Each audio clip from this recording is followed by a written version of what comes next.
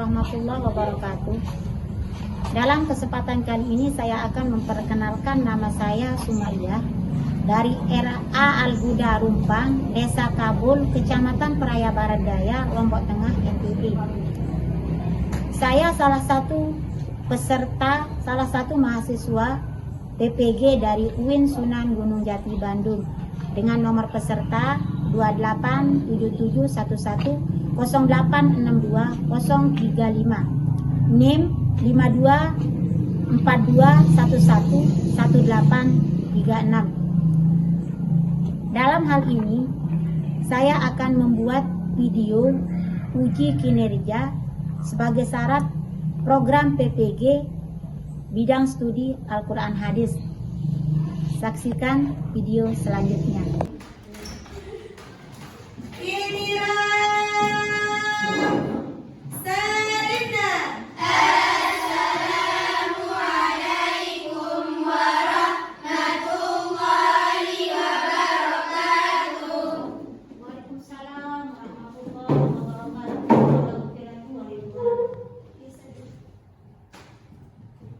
Teman-teman, sebelum kita mulai belajar, marilah kita berdoa mulai. Bismillahirrahmanirrahim.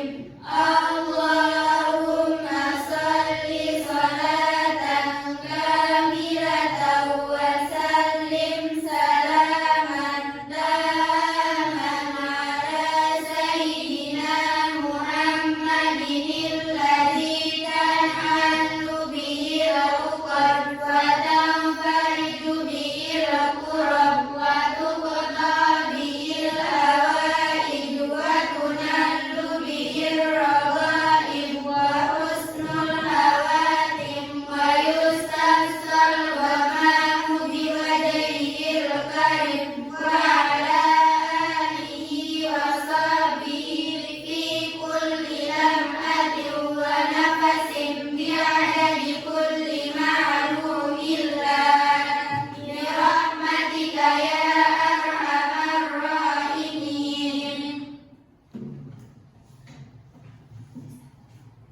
Sebelum kita mulai belajar, saya mau ngecek dulu ada yang nggak masuk atau ada yang sakit atau gimana.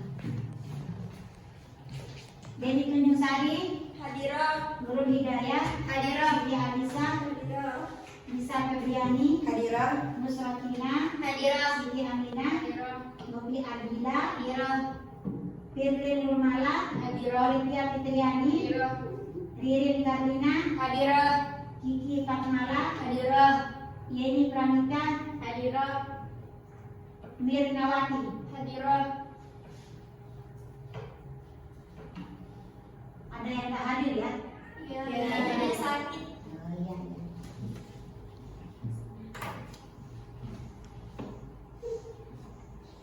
Baik anak-anakku sekalian, sebelum kita mulai belajar, Ibu akan menyampaikan dulu tujuan kita belajar pada pembahasan atau topik ini.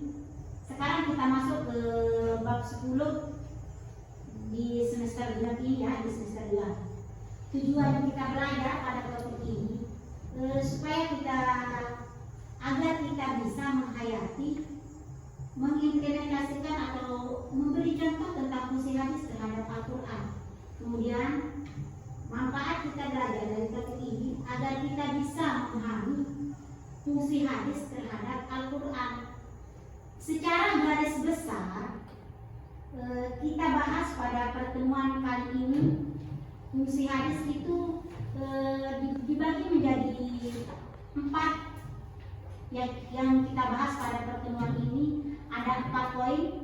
Yang pertama ada namanya bayan takrir, ada namanya bayan tafsir, ada namanya bayan tasyrih, dan yang keempat namanya bayan nas. Pada pertemuan sebelumnya kita telah mempelajari tentang unsur-unsur hadis, tapi sekarang kita akan masuk ke bagaimana fungsi hadis terhadap Al-Quran. Sekarang supaya kita enak belajar, kita bagi menjadi 2 kelompok ya. Sebelum kita membagi silakan tulis dulu salah satu hadis, atau kita bagi dulu kelompoknya ya. Kita bagi dulu menjadi dua. Setelah kita bagi, kelompok pertama akan menulis firman Allah, salah satu firman Allah. Kemudian kelompok kedua akan menulis salah satu hadis. Nah, setelah kita menulis nanti, kelompok satu akan menjelaskan pembahasannya tentang fungsi hadis terhadap Al-Quran. Nah, setelah selesai kelompok satu menjelaskan, nanti gilirannya ke kelompok dua ya. Nah, baru kita ada sesi tanya jawab ke sana. Kita tukar pikiran antara kelompok satu dan kelompok dua. Setelah itu nanti ada lagi kita tanya jawab lagi supaya enak belajar ya. Oke, sekarang kelompok udah dibagi. Coba kelompok satu dulu membahas materinya. Silakan kelompok satu. Assalamualaikum warahmatullahi wabarakatuh. Waalaikumsalam warahmatullahi wabarakatuh. Saya perwakilan dari kelompok 1 ingin menjelaskan tentang fungsi hadis terhadap Al-Quran. Jadi, fungsi hadis terhadap Al-Quran tentu saja sangat dipengaruhi dari kevalidan hadis tersebut. Hadis berfungsi memperjelas pesan-pesan Al-Quran secara lebih lengkap dan juga dalam mencapai tujuan penciptaan manusia dan menjabarkan hukum-hukum dan ajaran Islam. Menafsirkan dan memfungsikan hadis tidak bisa sembarangan dan harus dilakukan oleh orang yang benar-benar ahli dan memiliki ilmu pengetahuan terkait tentangnya. Untuk itu, berikut adalah penjelasan mengenai fungsi hadis terhadap Al-Quran. Jadi, bayan dibagi menjadi dua. Yang pertama, bayan at-taqrir, dan yang kedua, bayan at-tafsir. Bayan at-taqrir adalah menetapkan juga memperkuat dari apa yang sudah diterangkan dalam Al-Quran. Dan fungsi dari bayan at-tafsir, fungsi hadis sebagai bayan at-tafsir berarti memberikan tafsiran atau perincian terhadap isi Al-Quran yang masih bersifat umum atau mujmal, serta memberikan batasan-batasan atau persyaratan pada ayat-ayat yang bersifat mutlak. Mungkin hanya ini yang bisa saya jelaskan. Silakan kelompok 2. Silakan kelompok dua. Baik, saya dari perwakilan kelompok 2 akan menjelaskan tentang fungsi hadis terhadap Al-Quran. Hadis berfungsi memperjelas pesan-pesan Al-Quran secara lebih lengkap dan juga dalam mencapai tujuan penciptaan manusia dan menjabarkan hukum-hukum dan ajaran lainnya. Berikut penjelasan mengenai fungsi hadis terhadap Al-Quran. Itu dibagi menjadi dua, yaitu bayan at-tashri' dan bayan an-nas. Bayan tashri' ialah sebagai pemberian kepastian hukum atau ajaran-ajaran Islam yang tidak menjelaskan dalam Al-Quran. Sedangkan bayan an-nas, secara etimologi, an-nas memiliki banyak arti, di antaranya yang nomor 1, at-taghyir, yaitu mengubah, al-ibqa, yaitu membatalkan, at-tahwi, yaitu memindahkan, dan al-izlah, yaitu menghilangkan. Sekian dari kelompok 2. Ya, sebelum ada sesi tanya jawab, silakan kelompok 1 tulis dulu firman Allah, kemudian kelompok 2 tulis hadis.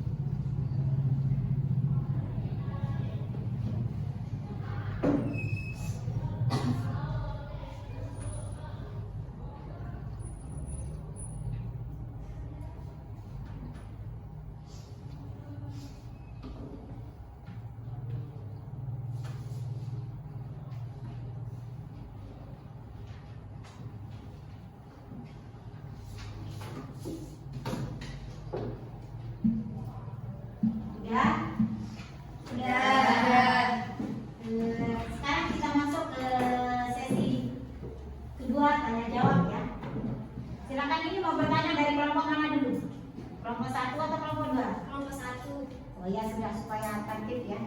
Ayo coba kelompok 1 silakan berikan pertanyaan kepada kelompok 2. Baik, saya perwakilan dari kelompok 1 ingin bertanya kepada kelompok 2. Coba bacakan satu contoh hadis tentang bayan tasyrik. Baik, saya dari kelompok 2 ingin membaca sebuah hadis Rasulullah SAW. Bismillahirrahmanirrahim. Inna Rasulullah SAW farada zakatan fitri min Ramadana ala nas sa'an min tamarin aw sa'an min syairin ala kulli hurrin aw abdin zakarin aw unta minal muslimin. Udah? Silakan kelompok 2. Baik, saya dari perwakilan kelompok 2 ingin bertanya tentang, coba bacakan salah satu contoh firman Allah tentang bayat takrir. Baik, saya perwakilan dari kelompok 1 ingin membacakan firman Allah Subhanahu wa taala. A'udzu billahi minasyaitonir rajim. Bismillahirrahmanirrahim.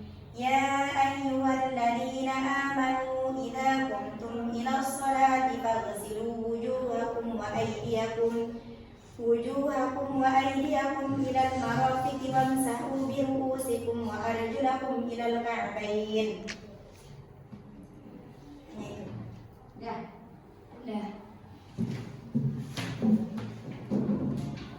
Tadi kelompok 2 udah menjawab hadisnya ya. Sekarang kelompok 1 udah menjawab firman Allahnya kan? Misalnya sering ada firman, ada hadis. Oke. Sekarang ada pertanyaan lagi? Saya kelompok.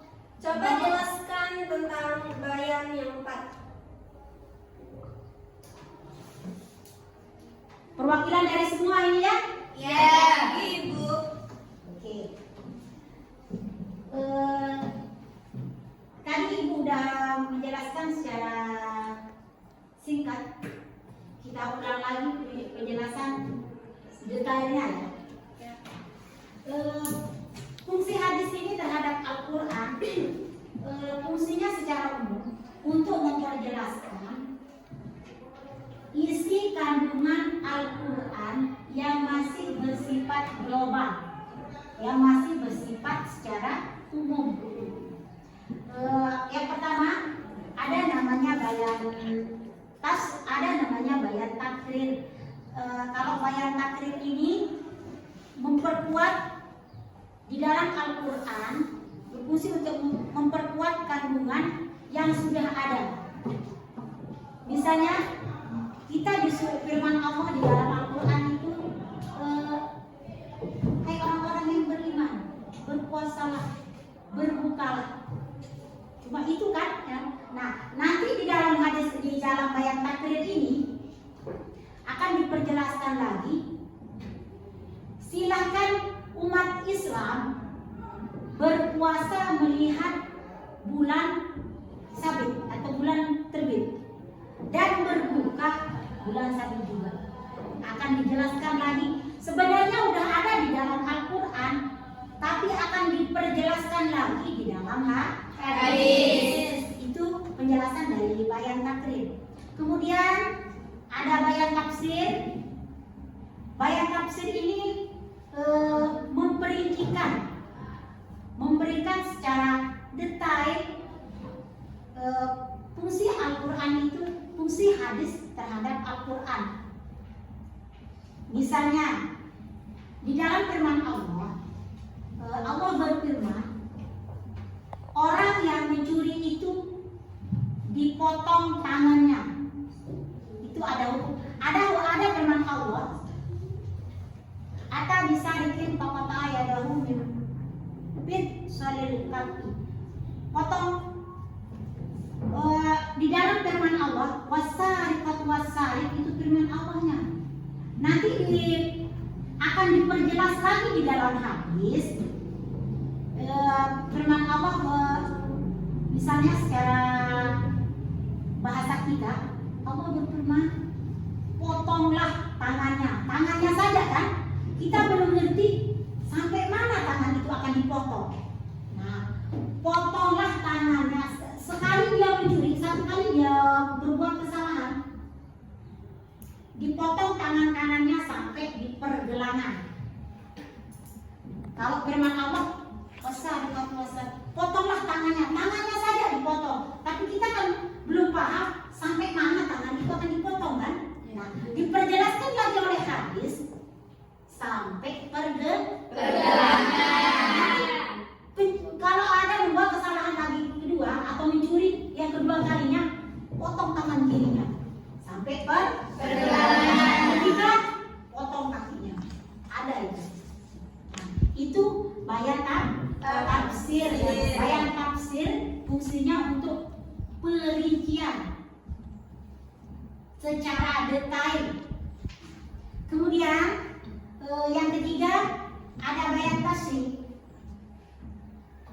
Bayan tasrih ini memberi kepastian hukum di dalam Al-Quran. Kemudian bayan yang keempat, kalau bayan tasrih ini hukum yang dibahas, memperjelaskan hukum. Bayan tasrih. Kemudian yang terakhir ada namanya bayan an-nas. Secara bahasa atau etimologi artinya membatalkan atau memindahkan. Bayan nas namanya. Udah punya kesepakatan yang pertama, nanti dia buat lagi kesepakatan yang kedua, membatalkan ya, memindahkan. Itu bayan nas. Seputar 4 bayan ada pertanyaan? Tidak ada. Yakin? Yakin. 100%. 100%. Oke. Dari pembahasan kita kali ini cukup kita akan bahas tentang fungsi hadis terhadap Al-Quran. Ada 4, dibagi menjadi 4 fungsinya. Ada dinamakan dengan bayan takrir, ada yang dinamakan dengan bayan tafsir, dan ada yang dinamakan dengan bayan tasrih sama bayan nas. Ada 4 bayan. Kemudian pada minggu kedua atau minggu yang akan datang kita akan membahas kedudukan hadis terhadap Al-Quran. Fungsi hadis itu apa? Fungsi hadis tadi untuk memperjelas hukum-hukum yang masih bersifat global atau untuk memperjelas penjelasan yang ada di dalam Al-Quran yang masih sifatnya umum. Misalnya kita disuruh sholat, aku sholat, silahkan sholat. Allah berfirman kita disuruh sholat. Lalu kita punya pikiran, bagaimana cara kita sholat? Sebelum kita sholat, wudu. Sholat ini gerakannya wudu ini kan. Nah, itu akan dijelaskan lagi di dalam hadis. Di dalam Al-Quran juga ada. Sebelum sholat, sebelum mengerjakan sholat, kita harus wudu dulu. Kita ada pertanyaan lagi pada sama sahabat, bagaimana cara kita wudu? Lalu sahabat melihat Nabi SAW berwudu, berarti Nabi yang dilihat sama sahabat itu namanya hadis. Sudah akan dijelaskan lagi di dalam hadis. Apa-apa yang belum jelas di dalam Al-Quran, isi kandungannya yang belum jelas atau secara kesimpulan yang belum kita mengerti di dalam Al-Quran, nanti akan diperjelaskan lagi dengan hadis. Tidak cukup dengan Al-Quran saja. Sebenarnya di dalam Al-Quran itu sudah ada semua. Sudah disimpulkan, sudah pas, sudah ready. Tapi akan diperjelas lagi supaya kita menjadi umat Islam ini yakin, benar-benar yakin apa yang kita akan kerjakan kan? Ada pertanyaan? Tidak ada. Kalau nggak ada pertanyaan, kita buat kesimpulan dari pembahasan kita pada memahami dan menganalisis bahwa kita sebagai umat Islam wajib menerapkan keduanya ya. Gak usah kita tidak percaya. Kita harus yakin dan percaya Al-Quran itu dan Al-Quran dan hadis itu adalah pegangan kita. Kita akan wajib kita jadi umat Islam untuk menerapkan hal yang kedua ini. Udah? Besok kita masuk di pertemuan berikutnya. Kita akan masuk ke, belum kita masuk bab kedua ini, masih di bab pertama. Tapi dari satu pertemuan minggu depan ya. Minggu depan kita akan membahas. Sebelum kita mulai membahas materi kita akan ulang lagi materi sebelumnya, menghayati fungsi hadis. Materi yang sekarang besok ibu akan paparkan lagi di minggu depan ya. Sebelum kita belajar, ibu menjelaskan ulang sebentar. Kemudian kita masuk ke materi kedua. Di bab ini sama babnya. Lagi satu kali pertemuan bab ini baru bisa selesai. Kedudukan Al-Quran, kedudukan hadis terhadap Al-Quran. Itu materi minggu besok ya. Oke, kalau nggak ada pertanyaan, kita cukup sampai di sini dulu pembelajaran kita pada hari ini. Sebelum kita tutup, marilah mudah-mudahan ada barokahnya. Ya, kita tutup dengan doa kafaratul majlis.